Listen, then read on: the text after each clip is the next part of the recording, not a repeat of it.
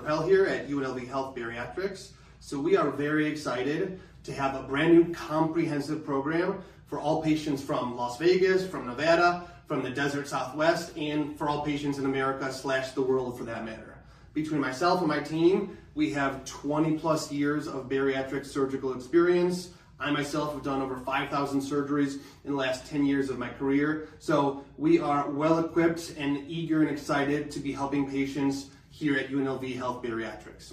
What we offer is a comprehensive weight loss surgical arm and a comprehensive medical arm, meaning we offer the full range of primary operations, the full range of revisional operations, and the full range of medical interventions, whether it be pills, injections, both, whatever it is. We are able to manage patients both from a medical arm as well as a surgical arm. Now, the main three operations that we offer are the gastric sleeve, which is the most common procedure performed in America today, the gastric bypass, and what's called the loop duodenal switch. There will be additional videos regarding those three specific operations and all the details and the pros and cons and so forth. But for the purpose of this video, we want you to understand that the concept of losing weight and why we can't lose weight and keep it off without the surgeries or with sustained medical intervention is very, very important.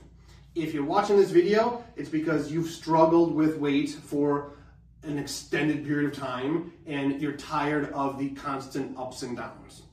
Now, there's this concept here known as the metabolic set point, which is essentially like the thermostat in your head, which controls your weight.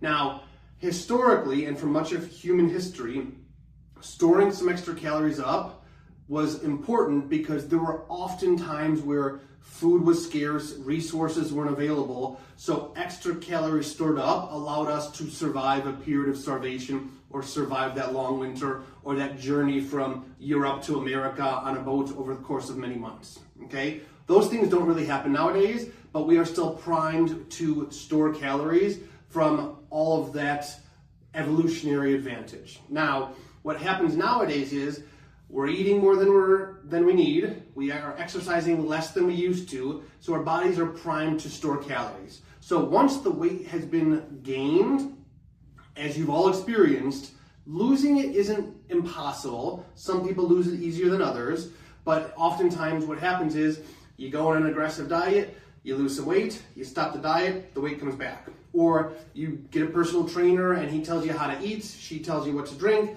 they're in the gym 5 days a week with you, you lose a bunch of weight, you stop the trainer, you stop the diet, weight comes back. Or, as I'm sure many of us have experienced, you start some medications, especially some of the more older ones that don't really work that well in the past.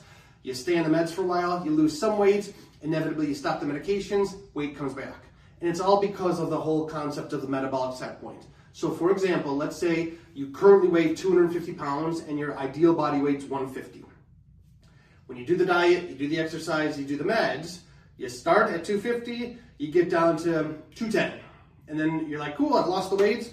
I can't keep eating like this. It's too restrictive. I want to go back to my normal life. I can't stay in the gym 5 days a week. I've got a wife and kids and a job to attend to. It's just not something I can stick with indefinitely. Or the medications have wreaked havoc on my GI tract. I'm pooping all the time, or I'm super constipated. I have all this abdominal pain. I just don't want to stay in the meds anymore. The moment you stop the diet, you stop the exercise, you stop the meds, or you stop all three, the body's set point kicks in. It wants to get back to 250. It thinks it's doing you a favor by processing calories differently and storing them with some enhancement to get you back to 250, thinking that when the next period of starvation comes by, you'll be able to take another 40-pound hit and then eventually get back to 250. Now, the period of starvation doesn't come unless we force it, especially here in America where there's plenty of calories around. So what happens is, you start at 250, you intervene, you get to 210, you stop the intervention, you're back to 250 or higher because the body thinks it's doing you a favor by storing some more up in anticipation of the next hit, okay? That's why we all go yo-yoing, up, down, up, down, up, down. And especially it's down and you go to a little higher than the last point, down, a little higher than that point. So as I'm sure the bulk of us watching this video have experienced, losing weight isn't that hard to a degree. Some people, like I said, have an easier time of it than others. The hard part is keeping it off without maintaining the aggressiveness of the intervention, whether it's the aggressive diet, the 5 days a week in the gym, the medications, or all three. And it's because of that metabolic set point. So the question is, what can we do to reset the set point lower? For most patients, and I'm talking about 99 out of 100, you cannot artificially or intervene the set point without surgery. There's the occasional patient where they lose 100 pounds and they're able with time to get to a new equilibrium and keep the weight off. But if you're watching this video, you're not that 1%. You are the 99% where unless you're constantly on a diet, constantly exercising, and sticking with the meds, the weight loss is not sustainable. Good news is the set point is reset with the surgeries.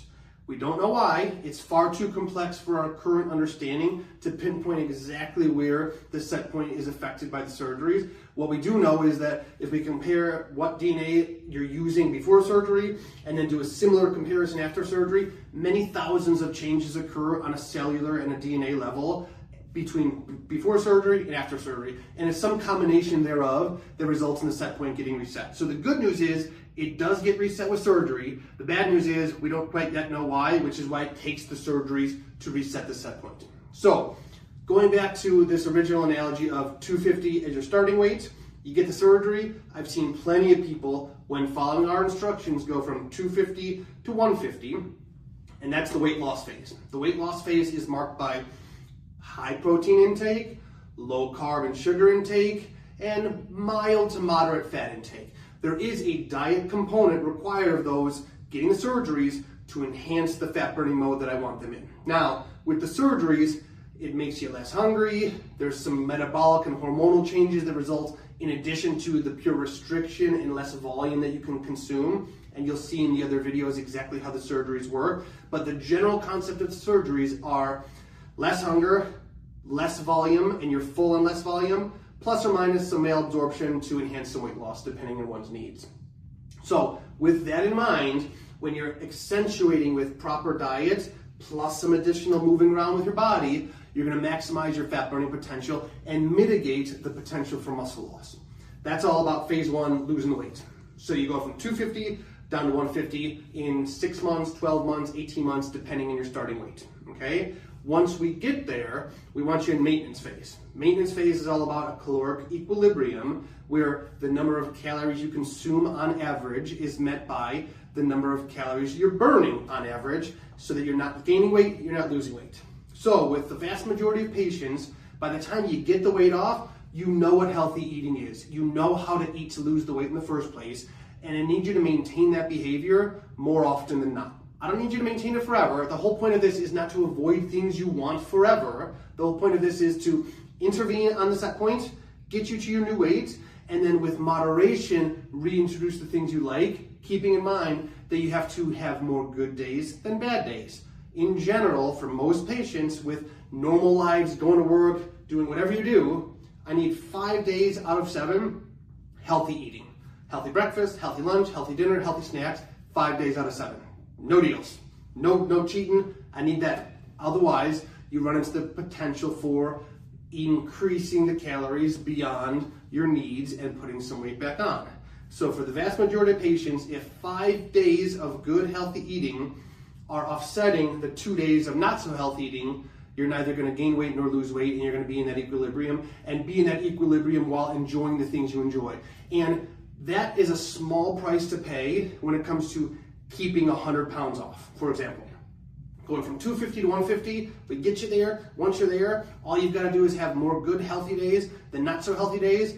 You feel so much better. Your comorbidities are resolved. Your blood pressure is better. Your diabetes is gone. Your cholesterol is improved. You're sleeping better. You're living your life to a greater degree. And the price you pay in the long run is you have to eat healthy more often than not. You cannot just get the surgery and eat terribly all the time. You'll lose weight at first, but keeping it off is going to be an impossibility because even though with the surgeries we make a small stomach as a component of them, plus or minus some skipping of the intestines, with food in America today, if you are just eating fast food and junk food and ultra processed food all the time, the surgeries can be defeated by eating breakfast, lunch, and dinner fast food. Even though you're not eating a lot, it's just the quality of the calories and the macros relative to what it should be. And even with reduction in hunger and reduction in volume, you can gain weight back if you aren't willing to change your diet, if it ain't so good to begin with, and if you're not willing to listen to our rules and adhere to our program. What I will say is historically, my weight loss average and weight loss success with patients is like 95% plus, meaning for every 100 patients I get that follow the program, 95% or greater will lose the weight and keep it off without the need for a second surgery. There are 5% of patients where through life happening and some poor decision making, you can put some weight back on, and there's always a second option for those patients. But I need you to understand, the surgeries are a tool. We're giving you a tool, we're giving you the preoperative knowledge you need to succeed with the tool, we're giving you the postoperative support you need to succeed long-term with the tool. If you stick with our program, the likelihood of success is very, very high. But if you get the surgery, disappear, and don't follow up with us, and don't follow our rules and our guidance, and use us as a resource to maintain lifelong health, the likelihood of putting some weight back on is certainly higher than if you stick with us and stick with me throughout this journey of the entire process from start to finish and for the rest of your life. So the key here is this: everyone's different, everyone has different needs, everyone has different struggles, everyone has different medical history, surgical history, and so forth. What we look at is we take the individual as a whole and we figure out how best to get some weight off. Whether that's medications first, then surgery, then medications after, no medications, just surgery, or only medications. It depends on the individual, but suffice it to say, if you reach out to us, you schedule a consultation, we'll take a deep, thorough look at your individual needs and come up with an individualized plan to get the weight off and keep it off. That's the most important thing. If you have any questions whatsoever, please guys, feel free to reach out to us. Make sure you check out our website, make sure you check out our social media, and if this is something you're really considering, you're ready for a lifelong commitment to some, verifiable, documented, robust change in your life, we're the program for you here at UNLV Health Bariatrics.